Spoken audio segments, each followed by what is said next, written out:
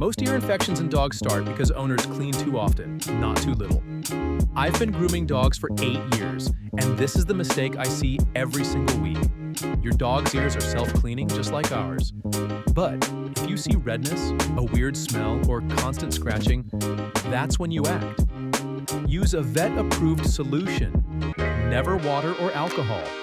Squeeze it in, massage the base for 30 seconds, then let them shake it out. If it doesn't clear up in 2 days, skip the home treatment and call your vet.